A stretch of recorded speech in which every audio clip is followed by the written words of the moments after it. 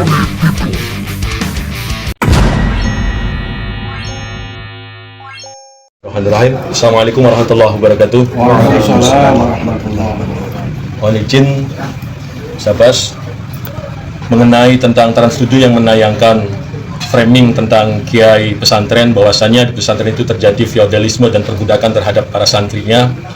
Apakah itu betul dan bagaimana menurut pandangan panjenengan? Apakah itu memang murni fitnah ataukah ada unsur tertentu dari media tersebut? Mohon izin, monggo silahkan. Assalamualaikum warahmatullahi wabarakatuh. Waalaikumsalam. Assalamualaikum warahmatullahi wabarakatuh. Waalaikumsalam.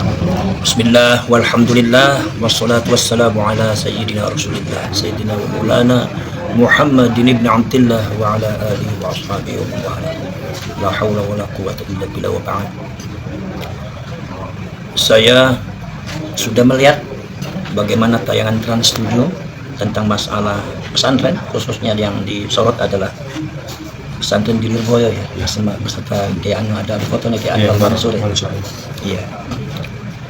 Ya, saya secara pribadi dan secara organisasi PWI Laskar Sabilillah sangat menyayangkan sekali kepada Trans 7 menayangkan sesuatu yang sifatnya dipublis secara nasional tanpa adanya observasi, tanpa adanya penelitian yang mendalam, tanpa adanya kajian dan tanpa adanya investigasi langsung terjun ke pesantren. Tidak ada penelitian, langsung ditayangkan berdasarkan asumsi daripada mungkin yang membuat naskahnya atau asumsi dari program tayangan yang ada di Trans 7. Saya yakin itu Trans 7 itu yang menayangkan itu orang-orang yang sentimentalitasnya tinggi terhadap para kiai dan para ulama, khususnya NU. Jadi akhirnya wacana dan cara berpikirnya seperti itu. Jelas itu sangat tidak benar sekali, dan saya minta kepada Trans 7 jangan mengulangi itu lagi ya, sebab itu sangat mengandung fitnah yang sangat besar, bahwasanya apa yang dilakukan oleh pesantren itu tidak seperti apa yang dibayangkan oleh panjenengan. Jadi jangan cuma dengan kuping mendengar, jangan cuma dengan pandangan mata, tapi harus terjun langsung kan. Ini persoalan rasa, persoalan akhlak, persoalan adab cara menuntut ilmu. Tidak ada niat untuk feodalisme. Kalau feodalisme itu kan raja bangsawan, yang kemudian ada lagi para petani dan penggarap yang pada akhirnya keuntungannya diraup oleh para bangsawan dan para raja itu kan. Akhirnya rakyatnya tetap melarat dan ada sistem hierarkis macam itu kan. Itu keuntungannya di dalam rangka satu konteks bahwasannya mutualisme di dalam masalah berkaitan dengan ekonomi lah, tetapi yang menguntungkan justru orang yang di atas. Jadi kalau pesantren tidak ada seperti itu. Pesantren itu tidak pernah mempekerjakan para santrinya secara semena-mena, tidak. Para santri yang bekerja sebagai pengurus itu sifatnya ikhlas dalam rangka khidmat. Kenapa? Karena memang yang dibangun oleh para ulama adalah keikhlasan, khidmat kepada ilmu, bukan sekedar santri yang pernah seperti itu, kiainya pun dulu seperti itu. Nomor selanjutnya kemudian di situ ada ditayangkan seolah-olah kiainya kaya raya, santrinya miskin ngasih amplop. Ini sangat fatal sekali. Kenapa Anda menayangkan hal yang sifatnya konyol semacam itu? Itu sangat fitnah sekali. Itu harus dianulir itu. Kalau tidak itu Anda bisa kena hukum. Sebab apa? Sebab kiai ini, dan saya yakin khususnya kiai Nahdlatul Ulama, tidak ada yang berbisnis pesantren. Justru kiai itu hidupnya itu dari bisnis kiai. Makanya semua kiai itu punya bisnis. Buat apa? Ya buat bangun pesantren. Buat apa? Kadang-kadang buat memberikan makan kepada santri yang nggak mampu. Karena santri ini banyak sekali yang tidak mampu secara ekonomi, yang harus dibantu oleh para ulama, para kiai. Dengan sukarela kiai itu kemudian santri itu khidmat kepada kiainya, ya itu pun berdasarkan izin daripada orang tuanya, dengan dasar bahwasannya santri itu dianggap anak, dianggap putra. Kemudian semuanya dari kiai, ya makannya, pakaiannya, beli kitabnya apa. Itu yang Anda belum tahu. Bahwasanya kiai ini tidak pernah hidup dari pesantren. Memang saya akui bahwasanya zaman sekarang ini ada pesantren-pesantrennya kadang-kadang berbisnis ya, tapi itu sama sekali di pesantren apalagi setingkat Lirboyo itu nggak ada semacam itu. Kiai itu hidupnya dari kiai, kalau tidak mengandalkan santri. Kalau tidak percaya silakan Anda cek bahwasanya santri itu per bulannya bayarnya berapa, paling kadang-kadang 70.000, 150.000. Itu untuk makan juga nggak cukup. Kadang-kadang ada yang nunggak yang bayar seumpama ada santri sekian, paling yang bayar sekian. Itu semuanya kiai yang belum listriknya, belum makannya, belum lagi untuk beli fasilitasnya, untuk mengganti, itu semuanya adalah dari kiai sendiri. Kadang-kadang dari uangnya kiai saya sendiri. Begitu, saya rasakan seperti itu. Anda bisa datang ke rumah saya itu. Semuanya adalah dari saya. Kalau ngandalkan dari santri ya nggak bisa, karena santri sudah banyak bebannya hidupnya, di sekolah juga ditariki banyak. Apalagi kalau seumpama di pesantren itu banyak lagi, kasihan sama orang tuanya, banyaklah faktornya. Makanya kami tidak pernah menariki santri besar-besar. Ada yang cuma kadang-kadang cuma 250.000, paling mahal itu 500.000, itu per bulan itu. Bayangkan, yang lain itu bisa sampai 13 jutaan, dan itu harus dibayar. Kalau nggak dibayar dikeluarkan itu santrinya. Kalau di pesantren Nahdlatul Ulama nggak seperti itu, banyak yang itu. Jadi saling silang. Jadi kiai yang banyak membantu, kiai lah yang mengusahakan berasnya, kiai yang mengusahakan kehidupannya santrinya, banyak yang tidak mampu itu. Maka dari itu ini bukan feodalisme. Kalau seumpama kiai kemudian dididik, kiai itu mendidik pesantren, mendidik santrinya dengan cara seperti itu, semata-mata adalah untuk mengerem salah satu faktor-faktor negatif yang dibawa dari kampung-kampung. Karena santri itu kan backgroundnya beda-beda ya. Kalau seumpama apa jadinya kalau kiai bebas kan, tidak ditekan, tidak adakan pendidikan, namanya tadrib itu. Makanya saya jadi doroba, harus ada tekanan keras untuk supaya anak santri itu begitu datang di pesantren itu merubah sifat-sifat negatif yang ada di kampung-kampungnya, supaya dirubah langsung. Makanya pesantren itu merubah akhlak, merubah mental, dan itu sudah bukti. Satu-satunya institusi pendidikan di Indonesia itu yang belum pernah ada masalah, yaitu pesantren. Yang lain mungkin dekadensi moral, yang lain mungkin ada yang tawuran, yang lain itu bahkan sampai ya tahu sendirilah, sampai tawuran lah, sampai banyak yang mati. Tega melakukan itu di pesantren tidak ada. Kenapa? Anda jangan mencemooh itu, tapi hasilnya bisa dibuktikan bahwa itu bukan niat feodalisme. Kemudian dasarnya bukan dasar untuk perbudakan, tapi dasarnya itu adalah dasar satu filsafat untuk khidmat kepada ilmu dan kepada guru. Dan ini sudah dilakukan oleh para ulama zaman dahulu. Itu contoh daripada para ulama zaman dulu, setingkat Imam Syafi'i. Bagaimana Imam Syafi'i itu menghormati Imam Malik bin Anas sebagai seorang gurunya, sampai diuji oleh Imam Malik. Imam Syafi'i itu suruh pergi jauh, lari. Ternyata Imam Malik itu mau buang air besar. Begitu dipanggil lagi, suruh ngambil itu kotoran Imam Malik. Imam Syafi'i mau ngambil, disetop oleh Imam Malik, jangan. Kata Imam Malik mengatakan, saya bersaksi bahwa kamu betul-betul khidmat sama saya, memang ikhlas. Imam Syafi'i itu di depan gurunya sangat luar biasa. Sampai Imam Syafi'i itu tidak, kalau di depan gurunya itu wajahnya tidak berani mendongakkan. Dia selalu tunduk, apalagi ada makanan. Ditanya, kenapa Imam Syafi'i kalau di depan Imam Malik kok tunduk terus? Kata Imam Syafi'i, saya tidak berani memandang makanan. Saya khawatir ketika pandangan saya jatuh dalam satu makanan itu, kemudian Imam Malik guru saya juga jatuh di makanan itu. Saya khawatir Allah menganggap saya seolah ada. Itu adalah rasa akhlak. Itu pembentukan mental dan moral, bukan perbudakan. Beda itu dengan perbudakan. Para ulama, para kiai tidak pernah berbudak santri. Kemudian itu makanya Imam Syafi'i itu luar biasa. Maka keilmuannya beliau, barokah keilmuannya luar biasa, sampai Imam Malik mengatakan, ana abdu man 'allamani harfan wahidan. Saya adalah hamba daripada seorang yang pernah ngajari saya walaupun satu huruf. Dan itu dibuktikan oleh Imam Syafi'i. Satu hari Imam Syafi'i jalan-jalan, tiba-tiba Imam Syafi'i ada orang tua, Imam Syafi'i langsung memeluknya, kemudian salam, dicucuknya tangannya. Kemudian orang itu bertanya, ya Imam Syafi'i itu siapa? Kata Imam Syafi'i, itu guru saya. Loh, kok saya nggak kenal gurunya? Ya, dia pernah mengajari saya bagaimana cara membedakan anjing yang sudah dewasa dan anjing yang belum dewasa. Hanya sebatas itu Imam Syafi'i menganggap itu guru dan dicucuk tangan. Itu luar biasa itu. Imam Syafi'i itu ketika ngaji di depan Imam Malik itu, cara membuka kertasnya, bukunya, cara membuka kertasnya itu harus hati-hati. Ditanya, Imam Syafi'i kenapa seperti itu? Saya khawatir saya membuka lembaran kertas ini, guru saya Imam Malik mendengar dan nanti mengganggu dia. Dan banyak sekali. Contohnya lagi adalah sampai diwariskan kepada muridnya Imam Syafi'i, namanya Ar-Rabi' bin Sulaiman. Ar-Rabi' bin Sulaiman itu muridnya Imam Syafi'i. Itu kalau di depan Imam Syafi'i, beliau itu tidak berani apa-apa.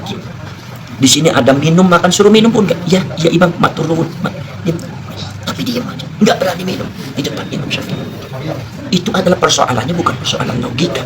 Itu persoalannya bukan persoalan masalah tapi persoalan adalah rasa, mental, hati, akhlak hati.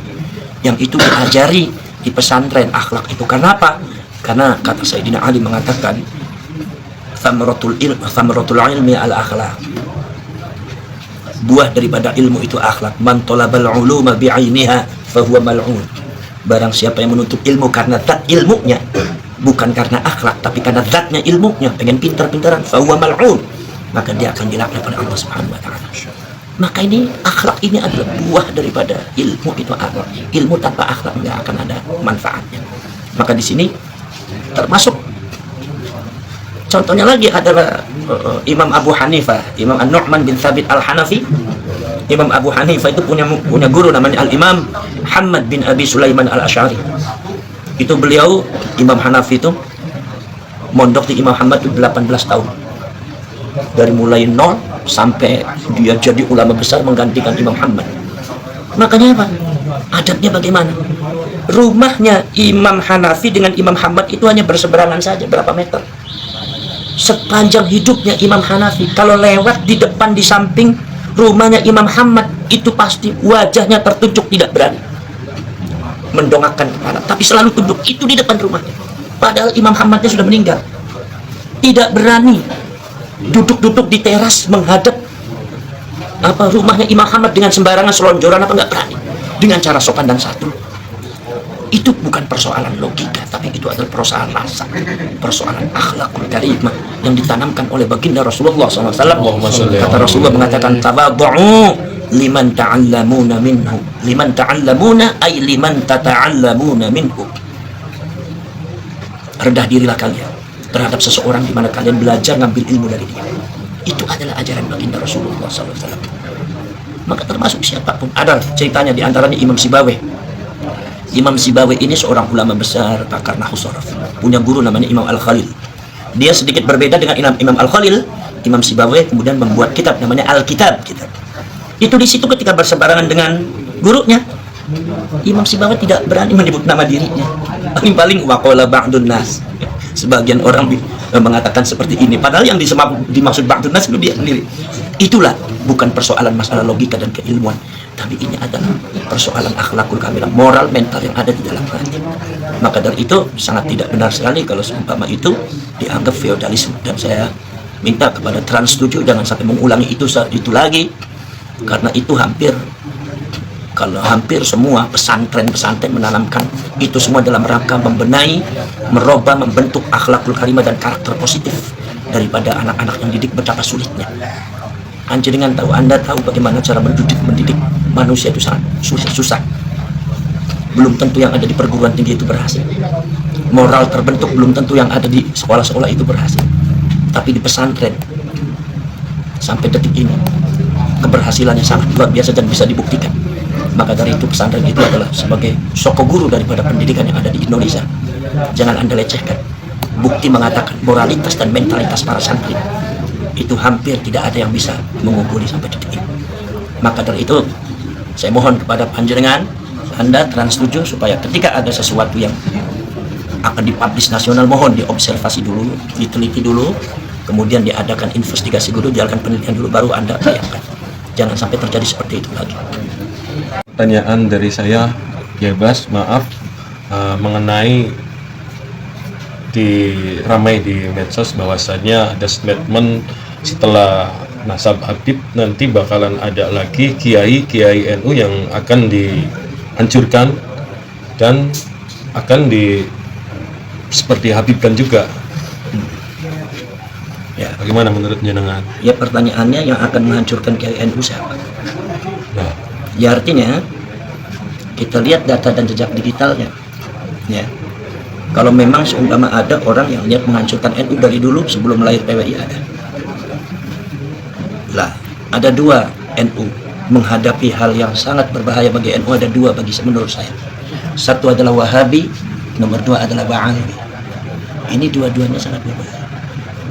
Ini dua-duanya menyusun kekuatan untuk bisa jadi akan menghancurkan NU.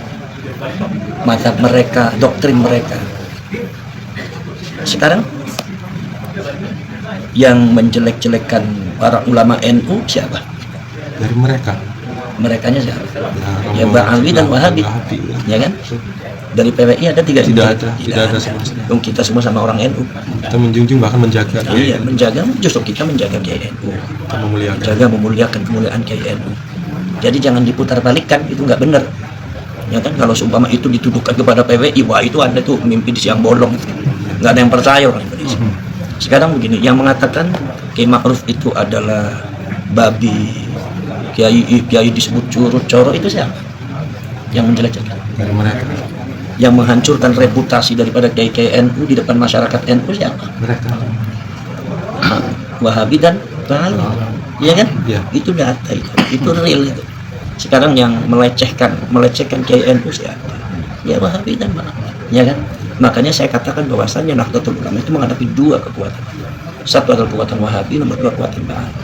Ini yang harus diwaspadai. Cuma bedanya kalau Wahabi ini agak berbeda dengan kita sehingga kita bisa mencirikan. Tapi kalau Ba'awi ini kan masuk, sebagian oknum Ba'awi itu masuk ke dalam pengurus NU, ya.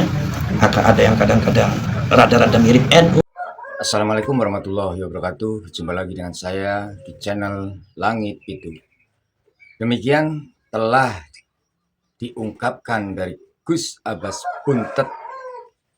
Beliau sudah membeberkan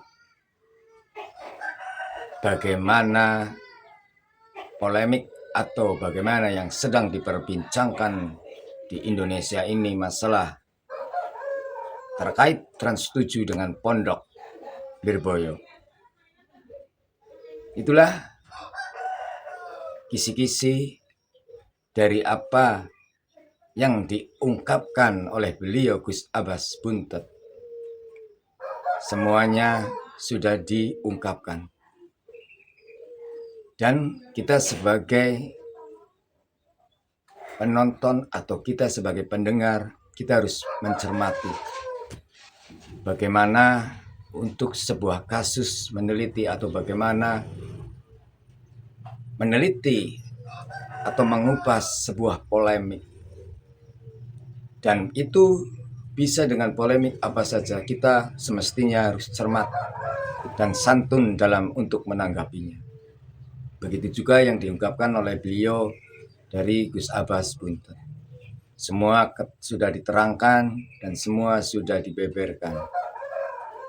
Dan kita terima kasih atas pemasukan, atas wawasannya dari beliau Gus Abbas Buntet.